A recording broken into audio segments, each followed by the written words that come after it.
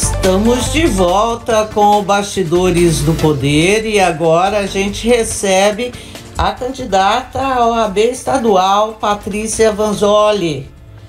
Muito bom. Vanzolini, desculpa, Patrícia, me desculpa. Muito bom dia, tudo bem? Bom dia, Zezé, bom dia a todas e todos os ouvintes aqui da Rádio Bandeirantes. Bom, a gente aqui, antes de entrar no ar, a gente teve uma conversinha breve e falávamos, a Rose perguntou para a Patrícia quantas chapas, e ela falou 5, das quais 2 mulheres. E isso, lideradas, né, encabeçadas por mulheres. E isso tem a ver com uma mudança que foi feita agora no Estatuto da OAB, não é isso, Patrícia? Que tem incentivado a paridade, políticas assim voltadas para a participação da mulher.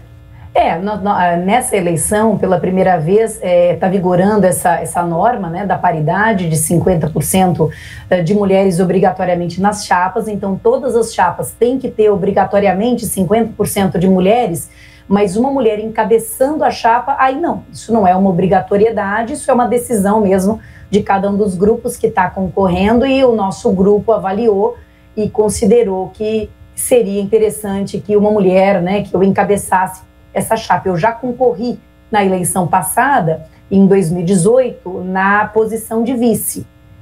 E o Leonardo Sica, que atualmente é meu vice, na posição de cabeça.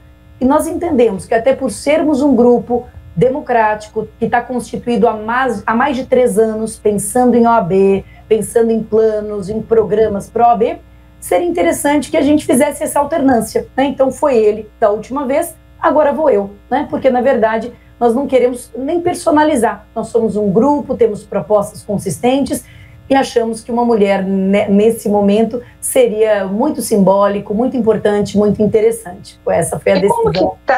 E como que está sendo a receptividade em relação a uma chapa encabeçada por mulheres? Até porque eu sei que tem muitas advogadas, mas eu me lembro que até um tempo atrás, eu não sei como está isso, a mulher não podia entrar de calça no fórum, né?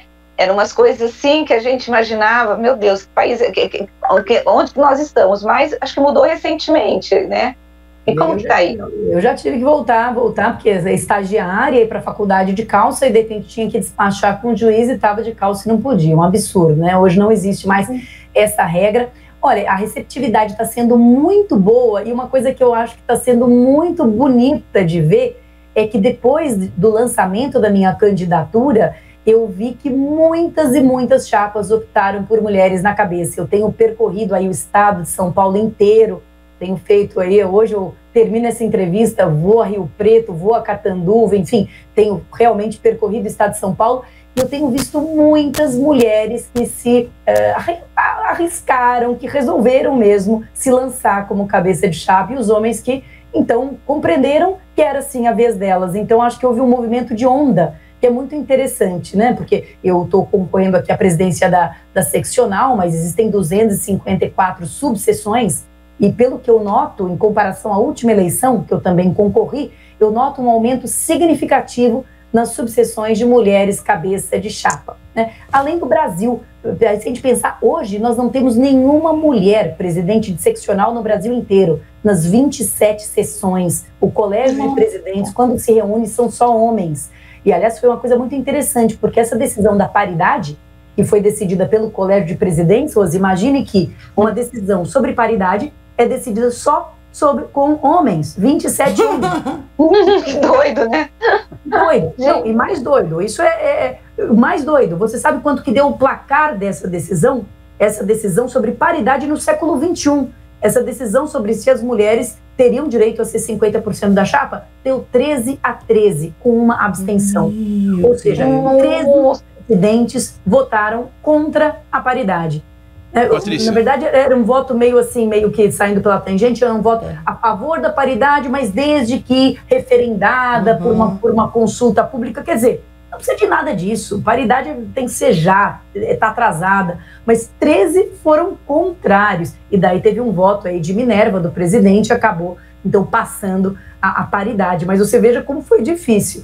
E o que eu vejo hoje na Bahia, uma candidata, Daniela Borges, nós temos no Rio de Janeiro uma candidata também. Então, acho que assim, o cenário teve uma oxigenação muito, muito bacana. Patrícia. Olha, isso me faz lembrar o quanto foi pioneira aqui a Tereza Doro, que foi presidente da seccional. A Tereza morreu há alguns anos, mas assim, a Tereza Doro arrebentava, assim, era uma das nossas grandes fontes e nosso grande orgulho, assim, que Deus tenha, Tereza. Patrícia, bom dia. Bom dia. Eu sou o Edson e a pergunta que eu queria fazer para você é a seguinte: como é que os colegas homens olham para vocês? Porque eu estava assistindo esses dias uma entrevista da senadora Simone Tebet e, para você ter uma ideia, ela disse que apenas em 2015 o prédio do Senado tinha um banheiro para mulher. Até de 2015 para trás não tinha. Elas tinham que se deslocar para um outro prédio, para um outro lugar, porque não tinha um banheiro. Como é que os homens estão encarando esse avanço? E ela reclamou também porque para a mulher é só... não que não tenha importância, mas é só a Secretaria da Criança, é só a Secretaria para cuidar dos animais. Então, me parece que para cumprir tabela, eles colocam as mulheres nos cargos. Como é que os colegas estão vendo esse ímpeto que vocês estão tendo agora de buscar a presidência, de buscar comissões no país?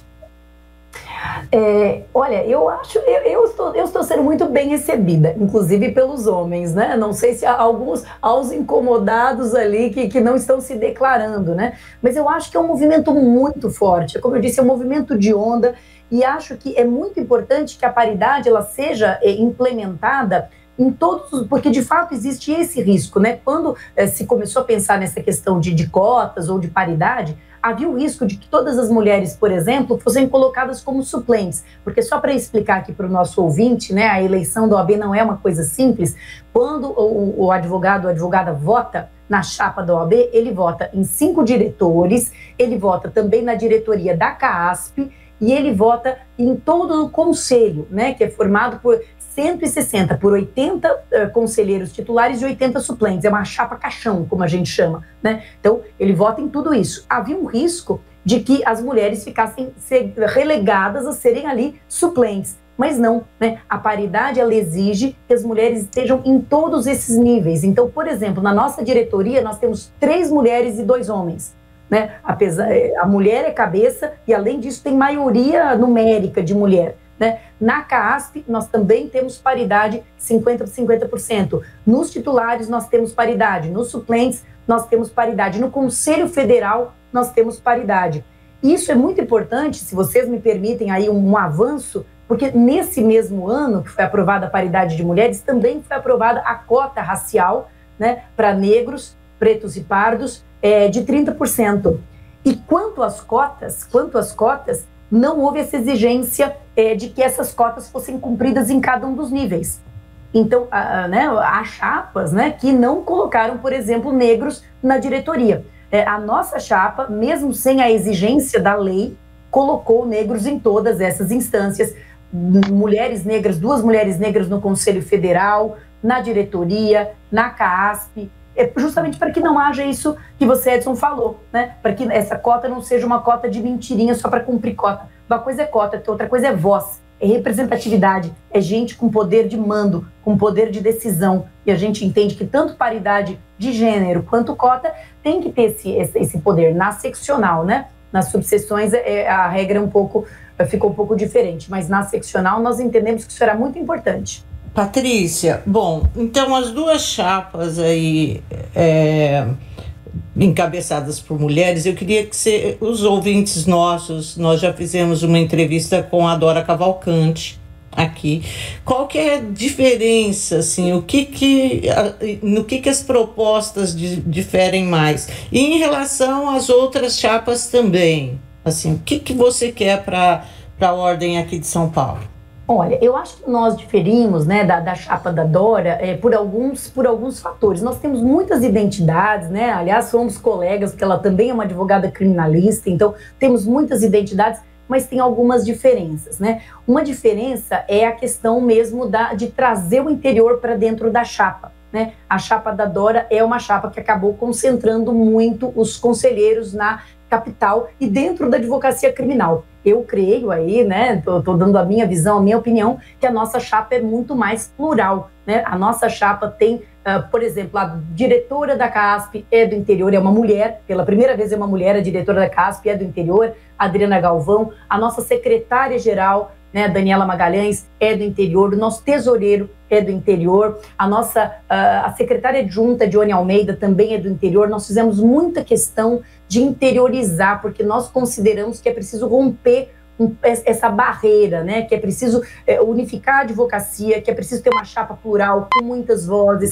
Nós temos um aporte fortíssimo na advocacia trabalhista, na advocacia civil. Então, eu acho, né, considero que em termos de formação da chapa, nossa chapa dá mais voz e ela é uma chapa que acaba tendo mais representatividade, sendo mais plural, né, por essa questão do interior e das várias áreas do direito. Nós temos muitas identidades, tenho bastante identidade com a Dora, ontem estava participando com ela de um debate sobre equidade racial, temos muitas identidades, mas eu considero que nós temos uma visão da OAB, uma visão que acaba sendo mais abrangente no sentido do papel que a OAB deve exercer na vida do jovem advogado. Eu trabalho com jovens advogados há mais de 20 anos, né? Eu dou aula para a OAB, então eu tenho uma visão muito clara do que o jovem advogado quer, do que o jovem advogado precisa, né? Eu sou professora da Universidade Mackenzie, professora também num curso preparatório que é o Damásio, que ensina as pessoas a passarem no exame de ordem. Eu ensino isso desde 2002. Então, eu convivo com a jovem advocacia e eu acho que eu tenho uma visão muito apurada do que precisa o jovem advogado, de que tipo de suporte ele precisa, de que tipo de suporte ele quer. A gente entende que a ordem ela tem que dar muito mais apoio, a gente entende que a ordem ela tem que cobrar menos e dar mais, a gente entende que a anuidade da OAB é um absurdo, ela tem que ser reduzida, então a redução... Isso que eu ia... uma das coisas, é isso que eu queria falar com você. A gente tem aí os jovens advogados que se formam, primeiro que a prova da OAB vira um inferno na vida deles, né, para poder passar. Segundo, depois eles têm que pagar a anuidade que para eles que estão começando é muito alta. E o que eles dizem é que a OAB não devolve para eles aquilo que eles precisam de apoio e de auxílio. E que a OAB parece mais uma instituição que está ali para poder cobrar, viver com a contribuição desses advogados, mas que não apoia esses jovens advogados. E uma outra questão que eles colocam é que a OAB ela perdeu muito nos últimos anos a importância que ela tem. E isso eu percebo também como jornalista. Há uns anos atrás, nós tínhamos algumas referências de pessoas que a gente deveria entrevistar, porque eram especialistas em determinados assuntos, e só de ter o título OAB já dava ali uma confiança para poder legitimar a fala daquele advogado. Hoje em dia não é mais isso. Hoje em dia a gente nem usa mais a OAB. A OAB diminui. O que aconteceu com a OAB que ela perdeu essa importância? Pois é, a OAB, eu acho que ela virou um clube fechado, ela virou um clube ali de retroalimentação, né, do poder, por isso que uma das nossas, inclusive, propostas é o fim da reeleição. Nós consideramos que a reeleição é nefasta para a gestão. Quem pensa em reeleição só pensa em campanha, não pensa em fazer gestão, pensa em fazer campanha do pior tipo, campanha fisiológica. Em tudo, né? Em tudo a reeleição é isso. Em tudo. Eu como pessoa, como cidadã, sou contra a reeleição em qualquer instância, porque acho isso, né? E na OAB, eu acho que a coisa fica mais porque é menos transparente, as pessoas sabem menos. Então a OAB virou, de fato, alguma coisa amesquinhada, em que o presidente não se manifesta, não se pronuncia. Você tem toda a razão, Rose, nós não vemos mais o presidente da OAB, isso nos entristece como classe, sentar, dar uma entrevista, sentar com o CNJ, sentar com o presidente do TJ, sentar. Nós não vemos mais essa relevância, né? Virou uma coisa pequena, amesquinhada. Uma coisa que nós também consideramos perniciosa é um tipo de contaminação político-partidária, né, que está acontecendo em todas as instâncias da OAB, tanto estadual quanto federal. E a gente entende que essa contaminação tira completamente a isenção da OAB para exercer o seu papel de grande instituição na defesa da democracia, né? Porque qualquer governante da esquerda, da direita, pode ali cometer deslizes ou malfeitos contra a democracia, E a OAB tem que ter isenção de fiscalizar. Eu não posso ter um presidente que tem uma filiação partidária, que pretende sair governador. Ele pode até querer, mas ele tem que se... Né, ele sai da OAB. Sai do cargo, ele está desprestigiando a instituição. As pessoas têm usado, assim, a sensação que dá que as pessoas têm usado os cargos, assim, que custam caro à sociedade, para fazer esses cargos de escada para algum outro lugar, para ir para algum outro lugar. É essa a sensação que a gente tem. Eles se deixam arregimentar. É muito estranho isso, viu, Patrícia? Pois é, concordo. E o reflexo é isso, é uma OAB pequena, uma OAB que não tem relevância no cenário, que não consegue se manifestar, que também, quando se manifesta, ela é pouco representativa, né? Porque ela é partidária, eu vejo assim, porque sendo partidária, você como jornalista, se você quer uma coisa isenta para formar uma opinião, você não pode ouvir um cara que é filiado a um partido, ainda que ele seja presidente da OAB. Exatamente, exatamente, é isso. Ô, Patrícia, então, mas é difícil você não ter um lado político, uma filiação, ainda que você não seja afiliado, você tem que ter uma posição política, né? É difícil você separar o ser humano da política, não é, Patrícia? Eu acho que tem que ter uma posição política. A posição política é a defesa da democracia. Essa é a posição política. Então, eu não acho que tem que ter uma posição político-partidária. Então é o seguinte, um governo do PT, do PCdoB, do Bolsonaro, de PSOL, qualquer governo pode cometer deslizes contra a democracia. A OAB, claro que você enquanto dirigente da OAB não pode. Aí eu acho que não pode você ter uma conexão político-partidária, porque isso é a história da mulher de César, né? Não basta ser honesta, tem que parecer honesta. Né? Se você é um jornalista e tem uma clara conexão partidária, por mais que você diga, não, mas nas minhas reportagens eu vou ser isento, não vou deixar me contaminar, isso coloca uma sombra sobre, né, aquela instituição, o jornalismo, no caso a OAB, no meu caso. Então acho que a OAB ela é uma instituição política importantíssima, mas não político-partidária. Né? Ela é política no sentido de defesa da democracia. Então, sei lá, Lava Jato aí está cometendo abusos, tem que se manifestar contra a Lava Jato. Mundo me pergunta sobre a questão de impeachment. O que a OAB tem que fazer? A OAB tem que zelar para que os processos de impeachment sejam regulares e obedeçam devido ao processo legal. Né? Isso sim. Agora, quem decide sobre impeachment é a Câmara, isso não é a OAB que vai tomar uma decisão de mérito. Né? Então, para a OAB cumprir com grandeza o seu papel, ela tem que estar numa posição de isenção, porque ela é muito necessária. Né? Nós estamos aí com uma democracia que hora e outra claudica. A OAB é super necessária, mas para isso ela tem que estar além de qualquer dúvida, além de qualquer suspeita. Né? Ela tem que estar numa posição muito ilibada, muito equilibrada, é o que eu acho. Né? Patrícia, assim, uma coisa que a gente ouve muito falar é sobre as prerrogativas do advogado. E assim, isso muitas vezes se contrapõe assim, ao que a sociedade quer em termos de punição, em termos de fazer valer a lei.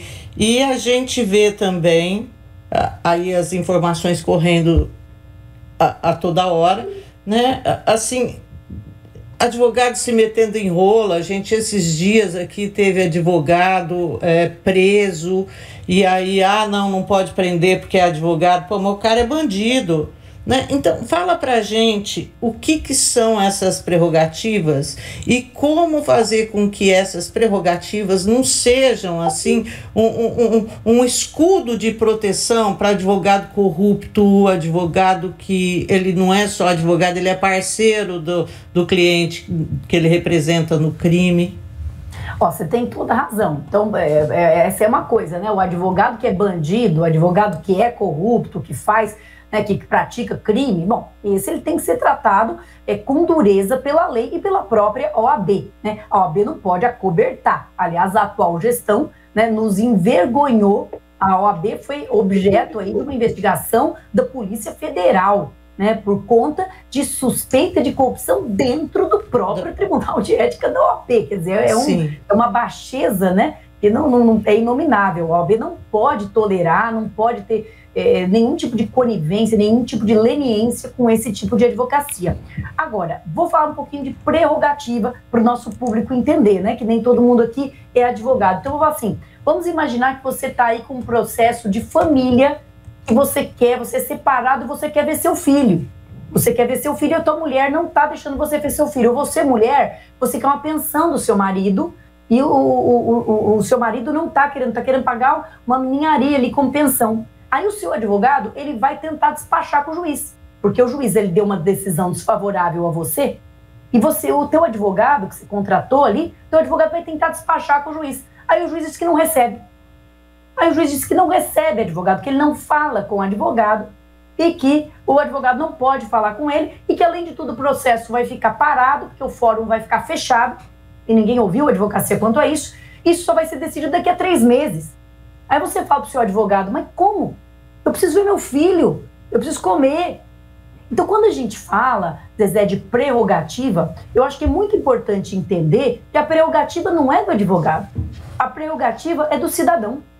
O advogado é só um veículo, é igual o jornalista. O jornalista é um veículo entre a informação, não é, e o público. O advogado é um veículo entre o cidadão e a justiça. O cidadão não pode ir à justiça sozinho. Então, quando a gente fala de respeitar as prerrogativas, o livre exercício do advogado, isso não tem a ver com acobertamento de advogado bandido, nada disso. Isso tem a ver com garantir aquilo que está na lei e que não está na lei por acaso, não é um privilégio, como se o advogado fosse uma casta e de eleitos. Não é isso. É porque o advogado, ele precisa de um livre exercício profissional para conseguir defender o direito da sociedade. Imagina que você está aí dependendo de uma verba trabalhista, você quer que seu advogado trabalhe. Imagina que qualquer um de nós aqui é acusado de crime. E olha, eu digo que tem vacina para Covid, tem vacina para tudo, mas não tem vacina contra ser réu. Qualquer um está sujeito de sofrer uma acusação falsa e de ter que se defender. Então imagina que qualquer um de vocês aqui é acusado. E aí o seu advogado vai na delegacia e o delegado não diz o inquérito policial. Ou você é preso e você passa 5 dias com o teu advogado tentando descobrir em que presídio você está e não sabe. A tua família liga desesperada. Onde é que está, né? A Patrícia, onde é que está o Edson, onde é que está a Rose? Não sei ainda, porque aí o advogado fica sem ter como trabalhar. É para isso que serve a prerrogativa. Ela não é um benefício, um privilégio. Ela é o livre exercício. E todas as profissões jurídicas têm prerrogativas. O juiz tem as suas prerrogativas, tem a inamovibilidade, ele não pode ser transferido, ele não pode ter redução de vencimento. Ele tem todo um resguardo. O Ministério Público também. O advogado, como parte desse tripé, né, a justiça é um tripé, só para de pé com 3 pés. Com 2 fica bamba e cai. O tripé é o advogado, o promotor e o juiz. Esse tripé tem que ter o direito ao livre exercício profissional, para que a justiça funcione. A justiça funcionar significa que a pessoa recebe a pensão que é devida, recebe a verba trabalhista, recebe um benefício previdenciário, ou mesmo no direito criminal, que eu sei que é o mais sensível, né, que é o que mais choca, mas no direito criminal, a pessoa que é condenada vai ser condenada, a pessoa que é inocente vai ser absolvida e tenha direito que seu advogado também trabalhe em sua defesa. Então a prerrogativa é isso. E o que a gente vê nessa omissão da OAB, principalmente durante a pandemia, que se omitiu completamente, não opinou sobre abertura e fechamento de fórum quando tinha academia aberta, tinha restaurante aberto, o fórum estava fechado, os processos estavam parados, os escritórios de advocacia foram fechados.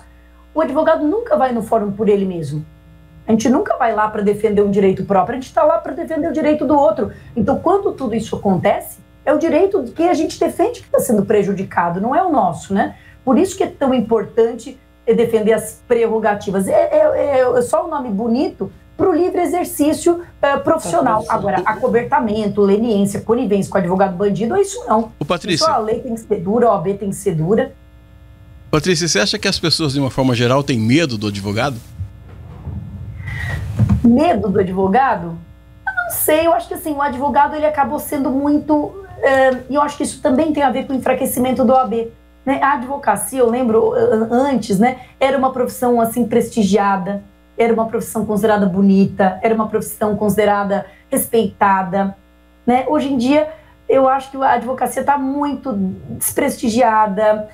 Olha, eu vejo pelos meus alunos, né, que estudam ali no Mackenzie ou no curso Damásio, que depois de formados querem prestar concurso, mas muitos não querem ser advogados porque não tem, né, não tem status, não tem o glamour de um promotor, de um juiz, de um cargo público, né? Então eu acho que a advocacia ela acabou sendo muito sucateada, muito proletarizada. Eu acho que isso não é culpa só da OAB, é culpa de todo um contexto, mas eu acho que tem mais falta de respeito do que mesmo. A proliferação dos cursos de direito, né, que hoje tem curso de direito em tudo quanto é esquina. Você acredita também a isso, o fato da gente ter uma profissão que acabou ficando menor? Na visão de muita gente, né? Essa é uma questão muito sensível, né? Porque se de um lado a gente tem essa coisa que foi bonita, né? Que é o acesso ao ensino superior, que foi, acho que, um avanço social no Brasil, não há como falar. Mas, por outro lado, de fato, acho que houve uma proliferação de cursos que muitas vezes têm qualidade duvidosa, né? Isso sempre foi uma briga, foi um ponto assim de tensão entre o MEC e a OAB, né? Porque quem permite a abertura é o MEC, a OAB, ela não pode intervir nisso, né? Então ela não pode impedir um curso de ser aberto, e ela acaba tendo essa peneira no exame de ordem, mas que, como a Rose falou, não é né? Tem muitas imperfeições. Eu pessoalmente sou favorável à existência dele, eu acho que não tem como acabar com ele, mas é realmente um pesadelo na vida das pessoas no momento, né? Patrícia, vocês trabalham com essa possibilidade? Porque, assim, a gente sabe que muitas profissões, elas estão mudando as suas características e elas vão deixar, algumas vão deixar até de existir. No caso do direito, eu sei que os advogados falam que já tem programas, que já fazem petições, que já vêm prontas, né? Como que vocês estão trabalhando para poder ver como que vai ser o futuro da advocacia? Você vai ter realmente uma extinção ou não? Qual que vai ser o papel que os advogados vão assumir com essa mudança e com a tecnologia e as possibilidades que estão chegando para auxiliar o advogado? É uma coisa preocupante mesmo, porque essa mudança é em progressão geométrica, né? Ela já vem acontecendo.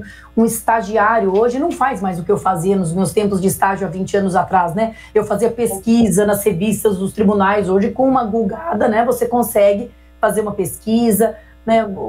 As audiências virtuais estão terminando com muito dos correspondentes, né, audiencistas que faziam audiências nas pequenas cidades. Então, eu acho que uma das missões da OAB é, de fato, explorar novos mercados de trabalho e preparar os profissionais para eles. Então, eu vou dar aqui, qualificá-los, né, para novos mercados de trabalho, qualificar, por exemplo, para todas as questões relativas à conciliação, à mediação, né, que não são hoje exclusivas de advogado, mas acho que os advogados têm que assumir isso, eles têm que ser preparados. Nós não temos nenhuma cadeira na faculdade, pelo menos não na minha, que ensine mediação e conciliação, e hoje muitos problemas são resolvidos assim, e tem que ser, porque o judiciário simplesmente não comporta mais demanda, né? Essa questão da tecnologia, os advogados, eles têm, o jeito deles conseguirem sobreviver é se qualificarem mais, porque o trabalho braçal realmente vai ser substituído pelo robô, né? Simplesmente fazer pesquisa, tirar cópia, ele vai ter que se especializar, vai ter que fazer uma pós-graduação, vai ter que ter, digamos assim, uma formação muito específica, porque esse componente humano é que vai ser valorizado. A gente também tem um campo grande a ser explorado nessa interface entre direito e tecnologia, porque todos esses sistemas informatizados, esses softwares de inteligência artificial, têm que ser feitos com suporte de alguém que tenha conhecimento jurídico. Então, esse campo de trabalho para aquela pessoa que tem esse conhecimento de interface, de tecnologia, de informática e direito, é um campo, é um mundo para ser explorado. E, de certa forma, a tecnologia, vou aqui ver o copo meio cheio, né? Não meio vazio, a tecnologia, de alguma forma, auxilia o jovem advogado, porque ele tem um talento e uma competência que nós aqui, já da minha geração e para cima, não temos. O que nós estamos vendo, pelo contrário, o que nós estamos vendo é uma expulsão, que é uma coisa muito triste, da advocacia mais experiente, da advocacia sênior, que não teve nenhum suporte para se adaptar à tecnologia. Então, nós temos advogados mais velhos, excelentes advogados, brilhantes cabeças, e que foram expulsos do mundo, pararam de advogar, de desgosto, de não conseguir fazer o peticionamento eletrônico, de não ter nenhum tipo de suporte, inclusive da OAB para isso, de não ter um treinamento. Nós não temos na OAB um helpdesk. Não tem. Se você tem problema de subir um processo, de subir uma petição, Eu brinco com os meus funcionários do escritório, né? Eu tenho um escritório de advocacia, e o dia que meus estagiários fizerem greve, o escritório fecha, né? Porque eles que sabem todos os macetes de como fazer, de como peticionar, e eles têm um poder na mão inenarrável. Não tem um telefone da OAB, você tem que ligar para o TJ.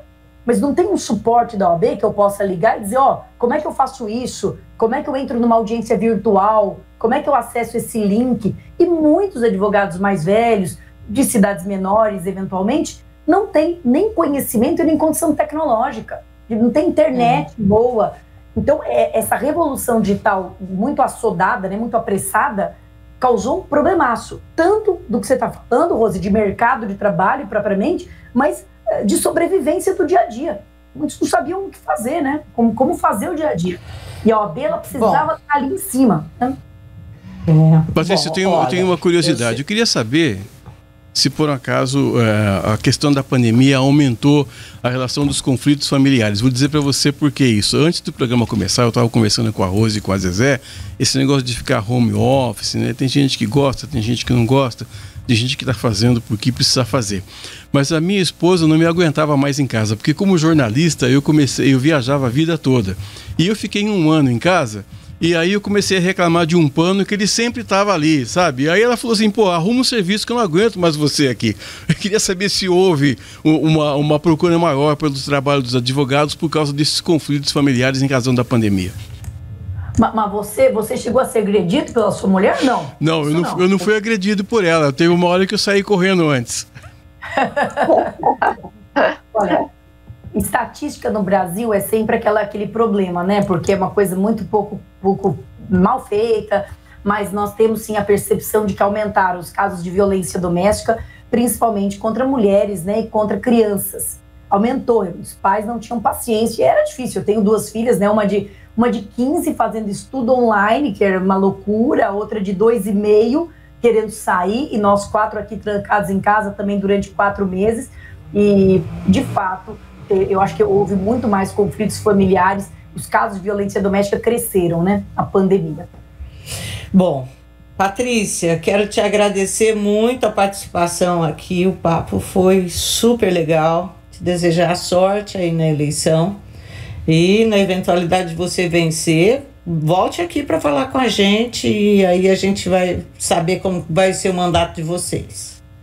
Com certeza, fico muito feliz, agradeço demais o espaço, Zezé, Rhodes e Edson e todos os ouvintes da Rádio Bandeirantes. Eu vou estar aí em Campinas, eu acho que já até perguntado aqui para o pessoal para me passar, deixa eu ver se eu acho já para falar para todos os ouvintes que dias que nós vamos estar aí. Vamos estar aí dia 10/11 às 19 horas. Dia 10/11 às 19 horas. Onde, hein, Patrícia? Já vamos Eu não avisar. sei ainda onde que vai ser o evento. Não tá, sei pede para mandar a informação depois e aí a gente divulga aqui. Tá certo, então. Tá Obrigada. Bem? Boa semana para vocês. Tchau, tchau. Você também. Tchau. Obrigadão.